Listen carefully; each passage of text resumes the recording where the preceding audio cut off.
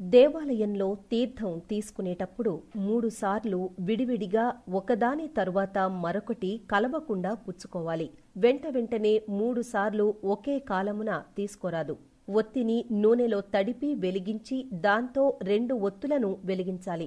ఉదయం పూట తూర్పు దిశగా 2 ఒత్తులు ఉండేలా దీపం యొక్క ముఖం ఉండాలి. సాయంత్రం పూట ఒక ఒత్తి తూర్పుగా, రెండవది పడమటగా ఉండాలి. శివునికి అభిషేకం, సూర్యునికి నమస్కారం, విష్ణువుకు అలంకారం, వినాయకునికి తర్పణం, అమ్మవారికి కుంకుమ పూజ ఇష్టం. ఇవి చేస్తే మంచి జరుగుతుంది.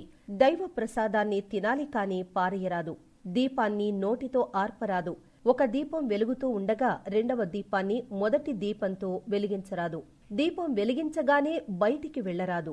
దేవిని పూజకు ఉపయోగించు ఆసనం వేరొక పనికి వాడరాదు. దేవాలయానికి వెళ్లినప్పుడు విగ్రహానికి ఎదురుగా నిలబడి నమస్కార స్తోత్రాలు చదవకూడదు. పక్కగా నిలబడి చేతులు జోడించి నమస్కరించి వేడుకోవాలి. పురుషులు దేవునికి సాష్టాంగ నమస్కారం చేయవచ్చు, స్త్రీలు చేయరాదు. వారు మోకాళ్లపై వంగి నుదుటిని నేలకు ఆనించి నమస్కరించాలి. యుద్ధానికై శంఖాన్ని పూరించుచున్న కృష్ణుడు మరియు ఒక్కడే నిలబడి వేణువు ఊదుతున్న కృష్ణుని ఫోటో కాని విగ్రహం కాని ఇంట్లో ఉండరాదు. మరియు ధ్యానం చేయుచున్న ఈశ్వరుడు, హనుమంతుని ఫోటోలు ఉండరాదు. లక్ష్మీదేవి కూర్చుని ఉన్న ఫోటో కాని విగ్రహం కాని ఉండాలి. నిలబడి ఉన్న లక్ష్మీ విగ్రహం వాడరాదు.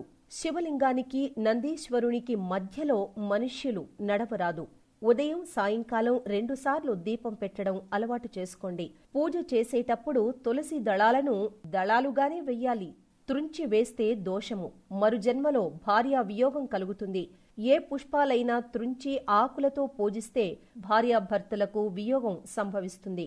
తాకినంత మాత్రాన్నే దోషం లేనివి అంటే అంటు కానివి తీర్థయాత్రలందు, పుణ్యక్షేత్రములందు, దేవాలయములందు, మార్గమునందు, వివాహమునందు, సభలయందు, పడవలు, కార్లు, రైళ్లు, విమానాలు మొదలైన వాహనాల్లో ప్రయాణమందు స్పర్శ దోషం లేదు. ఆదివారం సూర్యుని ఆలయం, సోమవారం శివుడు మరియు గౌరీమాత ఆలయం, మంగళవారం ఆంజనేయ స్వామి, సుబ్రహ్మణ్య స్వామి ఆలయాలు, బుధవారం వినాయకుడు మరియు అయ్యప్ప స్వామి ఆలయాలు, గురువారం సాయిబాబా, దత్తాత్రేయ, వెంకయ్య స్వామి మొదలగు గురువుల ఆలయాలు, శుక్రవారం అమ్మవారి ఆలయాలు, శనివారం వెంకటేశ్వర స్వామి ఆలయాలు మరియు గ్రామ దేవతల ఆలయాలను వారి వారి సంప్రదాయ సిద్ధంగా దర్శించుట మంచిది.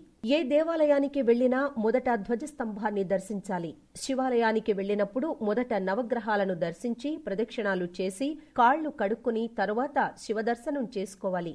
అదే విష్ణాలయాలు అనగా రాముడు, కృష్ణుడు, వెంకటేశ్వర స్వామిని దర్శించినప్పుడు మొదట విష్ణుమూర్తిని దర్శించి తరువాత మిగతా వారిని దర్శించాలి. మొదట పాదాలను చూసి తరువాత ఆపాద మస్తకం దర్శించాలి. నవవిధ భక్తి మార్గాలు: శ్రవణం అనగా వినడం, కీర్తనం అనగా పాడటం, స్మరణము అనగా మనస్సులో జపించుట, పాదసేవనము, అర్చన అనగా పూజ, నమస్కారము, దాస్యము అనగా సేవ, సఖ్యము, ఆత్మ నివేదనము అనగా మనోనిగ్రహంతో సమర్పించుట. వీటిలో ఏ పద్ధతైనను దేవునికి ప్రీతికరమే. జపములు 3 రకములు.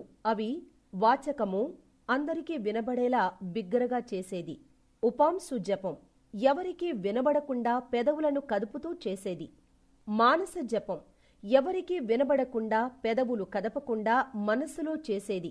అన్ని జపాల్లోకెల్లా మానస జపం ఉత్తమం. వాచక జపం సామాన్యం, ఉపంసు జపం మధ్యమం. స్త్రీలు ఓంకారాన్ని జపించరాదు. ప్రదక్షిణాలు: వినాయకునికి 1, ఈశ్వరునికి 3, అమ్మవార్లకు 4, విష్ణుమూర్తికి 4, మర్రి చెట్టుకు 7 ప్రదక్షిణాలు చెయ్యాలి.